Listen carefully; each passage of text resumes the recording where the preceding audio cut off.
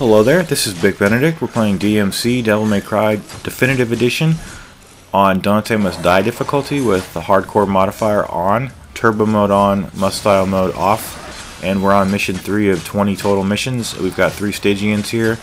Now, they have a long-range flame attack, and then in the next wave we'll have a large brawler enemy flanked by 2 of the brown Stygians with the shields, and they actually do a stinger. I did want to address how the stinger inputs have been changed in this game. If you go into the options, you can select how you want to use it. You can do the traditional way of, it says towards, or you can have it so that you have the lock-on on, and then you just press towards, which is up on, up in whichever way the character's facing. It doesn't mean literally up, unless you're having him face like north on the metaphorical compass. But I have it on. I think I have it on both. I believe, so that it can kind of screw you though, insofar as if you do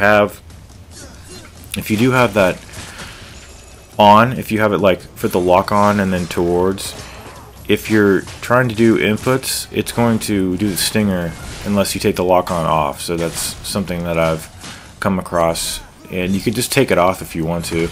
I might even have it off, I'm not sure, but it is nice now that with the lock on we can see how much damage we're dealing enemies, seeing if we even are damaging these enemies, because I was kind of ambivalent as to am I damaging this enemy unless I hook him and then throw him to the floor. And actually you can see that just hitting him without dragging him to the floor will actually damage him, but it's not as much as hooking onto him and then hitting him when he's fallen over. So this, I don't believe this chapter gave me any issues, except there might be one fight.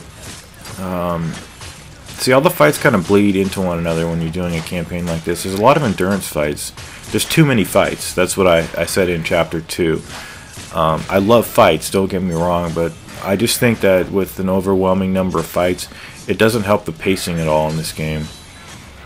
So I just think there could have been some puzzle aspects to this game, some minor puzzles, some more interesting platforming. But anyway, so this is the next wave. You can do that, send it back to him, and just remember that as far as the changelog told us, you can only parry the first attack of an enemy. So does that mean you can only parry an enemy one time? I don't believe so. I think it only means that you can parry the first in a series of their attacks. So if they're on attack 2 of a 3-hit attack, then if you've missed the first attack opportunity, then you're not going to be able to parry the other ones. So when you deal that guy his final blow, he's going to go into his combustion mode. And then I have a really good technique for dealing with these chainsaw enemies, because they're the one enemy that always catches me off guard. So I'll be premiering the strategy in the next video. I don't know if people have. I'm sure there's a like a sneaky kind of cheap way to deal with every enemy in this game. So I'm trying to find those ways actually, but I'm not watching anybody else's content. I'm trying to figure them out myself. Now this vital star over here can be gotten once you platform to the center, but don't jump into the middle, and then you can use these platforms over here to jump to the left. So I did that off camera actually. I picked it up. So I thought that was a nice little edit right there, transitioning into this phase. And we might have a couple of fights here, but some of the fights in these games, particularly in the next section, it was one that, like when I was playing on Son of Sparta mode, I died, and I was like 8 minutes into a checkpoint, and what they have you do is like a 3 or it might even be 4 waves, which kind of negates what I said before, didn't I? I said there was no 4-wave encounters. There might be some of those. We'll just have to see what it is, but I think they don't stand out as much for me, the 4-wave encounters, just because sometimes they're not really laden with heavy enemies. They're just, you know, Stygians and other enemies. So you could actually do the caliber with this weapon here, and it's just R2 plus circle in the air. Okay, so this is one of the final battles here. They start you in the middle, and you've got a couple of the Bathoses or the Pathoses, I'm not sure what they're called, and then you've got a collection of Stygians down here. So I find that using the drive is a really good way of dealing. It's a damage dealing move, and it's a nice move because you can do it from a distance and just clean up some enemies. So you're going to be seeing me do this quite a lot in this guide, and it's just as a means to clear up these enemies here.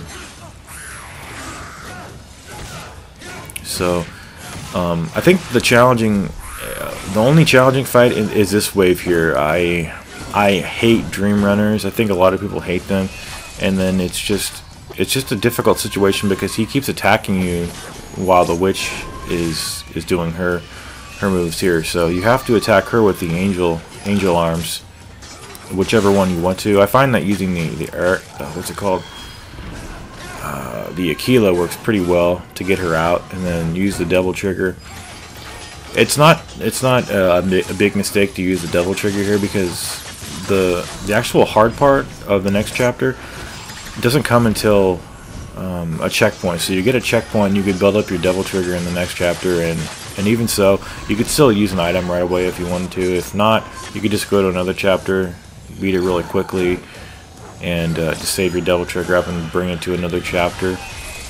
But the Dream Runners, they guard pretty much all of your attacks, and the openings that you get are openings that you have to earn by breaking their poise. And the way you do that is from charged attacks. And so what they've done in this version is that they've modified the behavior of the Dream Runner so that he doesn't teleport as frequently as before. And I think the reason for that is because he was kind of spamming that. His AI was spamming that before. But charged attacks with the Erks work really well on him. The Erks is not as powerful as the Arbiter, so you want to do things like that, like right when he's coming out of it, and then save the devil trigger up for this guy because he's such a fucking pain in the ass. I hate this enemy so much. It's not a fun enemy to fight, and he's difficult because all he does is block. But there are a multitude of versions of these guys, and we'll be discussing them in depth later. But just that's the main enemy right there in his most vanilla form. Take care.